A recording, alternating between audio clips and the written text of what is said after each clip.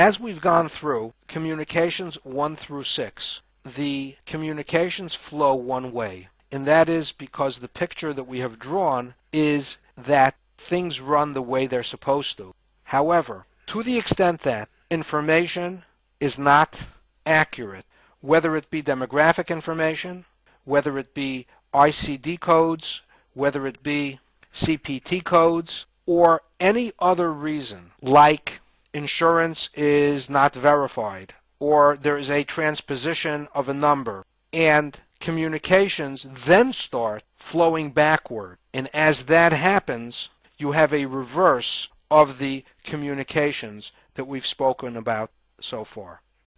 Reverse communications are not good. I don't think I can state that any more simply. Now, the reason they're not good is because, first of all, they're labor intensive.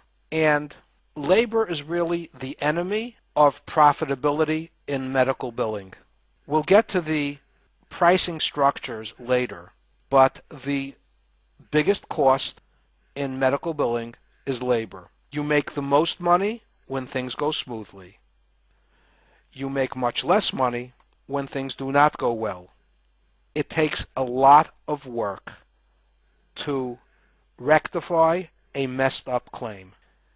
In addition, because many of the mistakes that cause reverse communication are the fault of the medical practice, invariably it leads to finger pointing, and an upset medical office staff is not good for business.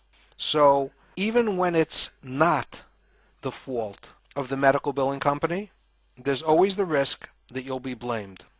To put it into perspective, if you rent an apartment and it's cold outside and you don't get heat, you're going to blame the landlord. But if it's your own house, you really don't go screaming at yourself.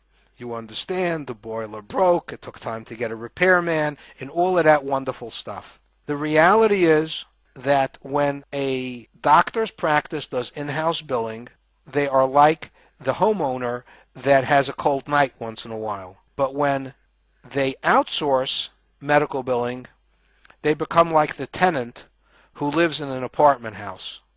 So even though it may not be the medical billing company's fault, in fact, it may even be the doctor's office fault, or maybe it's within the zone of what would be acceptable.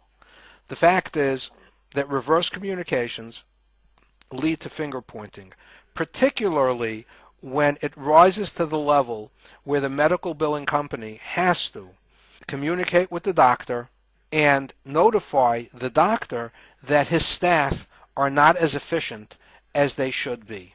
The next problem with reverse communications or any denied claim is that it delays payments. One of the standards by which a medical billing company is assessed is how quickly they get money for the doctor. And this should dispel any myth that all doctors are rich and somehow they don't need money. Many medical practices live almost hand to mouth in terms of money, and many doctors are oblivious to all of the details of medical billing except how quickly do you get me my money. So reverse communications are not good. The standard is get it right the first time. Please note the designated area on the flowchart.